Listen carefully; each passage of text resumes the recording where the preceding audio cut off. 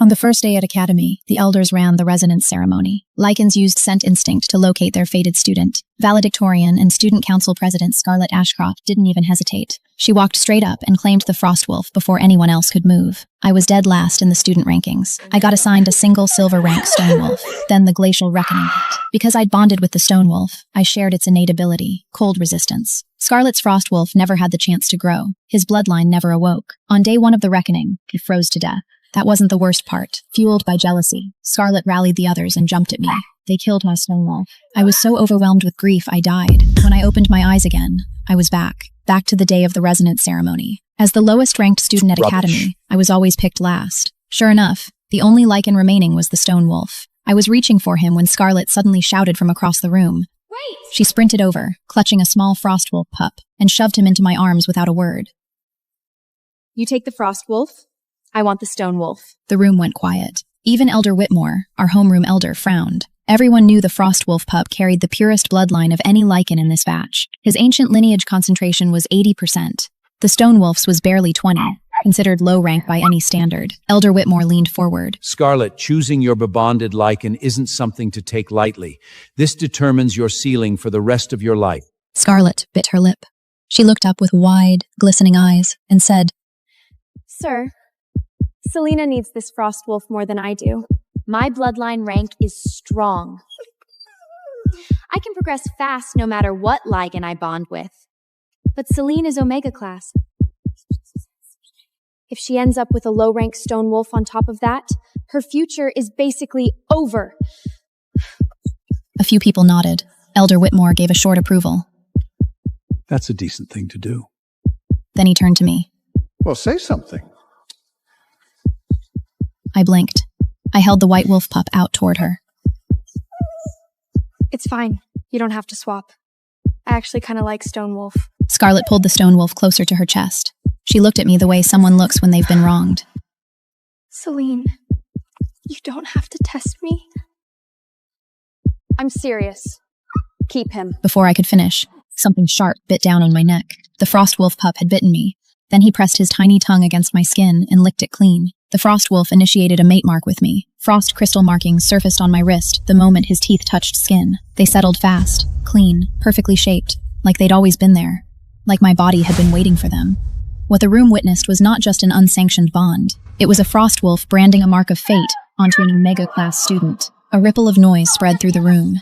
So Selima wasn't being noble after all. She played both sides. She said she didn't want the Frostwolf, but she went and got mate marked the second she got the chance. She was just scared Scarlett would take him back. Never seen someone play both sides. After the mate mark locked in, the white wolf pup went drowsy and fell asleep in my arms. I sat there, listening to the whispers, and feeling my face go red. They didn't know the truth. I genuinely did not want this Frostwolf, because I knew something none of them did. In 2 weeks, this beautiful, pure bloodline Frostwolf was going to be completely useless. Well, almost none of them knew. Scarlett knew too. The moment she gave up the Frostwolf and fought me for the Stonewolf, I understood. She'd been reborn, just like me. I stared at Rex tucked against Scarlett's chest. I'd been so close to him in my past life. We'd trusted each other completely. Now Scarlett had taken him. I could deal with losing cold resistance. What I couldn't stand was thinking about whether Rex would be fed properly, whether he would be treated well. I was staring at him when Rex slowly turned his head and met my eyes. Then he blinked. Once, twice. Not once, not 3 times, twice.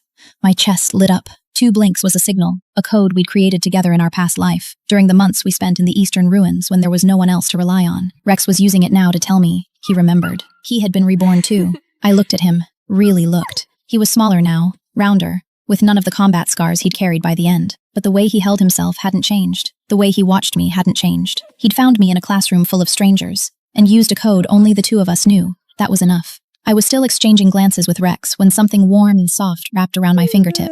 I looked down. Caius had woken up. I'm not useless. And stop staring at that chunky little lowlife.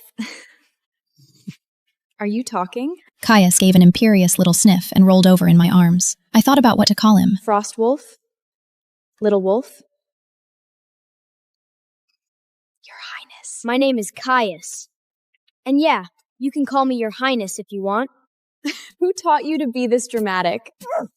Up front, Elder Whitmore was explaining resonance ceremony bonding mechanics on the board. Most bonds were initiated by students, since lichens were naturally proud creatures. Young lichens were gentler than adults, but it was still extremely rare for a lichen to seek out a bond on its own. Everyone began attempting their bond formations. Everyone except me, since I'd already been forcibly claimed. Caius, why did you bond with me? I didn't like that other girl. Ugh, she smells. Scarlett is literally the most popular student in school. Half the guys here would say she smells amazing. Those guys are blind. They can't see the rot underneath. And me? You're fine. You're kind of sweet. I started scratching under Caius's chin while the class droned on. Frostwolf fur had a reputation, and it delivered. Impossibly soft, dense like a cloud. I scratched his ears, squeezed his belly, and eventually couldn't help reaching for his tail. They say you should never touch a lichen's tail, but Caius was young, so the usual rules didn't apply. Stop it! What is wrong with you? It sounded exactly like someone who'd just been caught off guard, and was deeply, mortifyingly flustered. I pulled my hand back, keeping my expression neutral. Calm down. You got a very active imagination. Caius's eyes welled up immediately. He snapped his head away and refused to look at me. Across the room, Scarlett successfully completed her bond formation. A flash of pleasure crossed her face. She directed it toward Rex. The formation activated, spinning fast around Rex. Inside the light, Rex quietly reached out and made 2 small adjustments to the structure. The standard equal bond shifted, without a sound, into a master-servant bond. Rex was the master. Scarlett was the servant. Not that Scarlett would ever know. The formation read clean from the outside. Nothing to flag, nothing to question. Rex had simply ensured that every order Scarlett gave him was one he was choosing to follow. The moment he decided otherwise, the bond would answer to him, not her. For now, he would play the loyal lichen. It was easier that way. It was a technique we'd discovered together in a ruin, years ago in another life. Rex was now using it to put a leash on Scarlett. Rex caught my eye across the room, satisfied, proud of himself. Under the table, I gave him a thumbs up. You are so manipulative. Caius muttered into my ribs. I was pinching his soft, borderline boneless little cheek. How? You touched my tail and then stared at that chunky little lowlife for 5 whole minutes.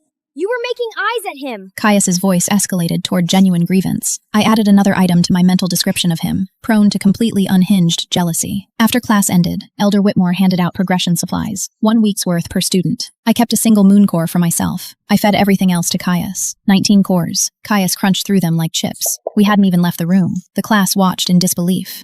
Is she serious? All of it. That's a week's worth of bloodline resources, and she just fed all of it to the lichen. Did she even listen? Lichens have slow growth cycles. You're not supposed to rush them. The moon core is supposed to be for her own bloodline rank progression. The frost wolf bonded with her for nothing. Even Elder Whitmore sighed.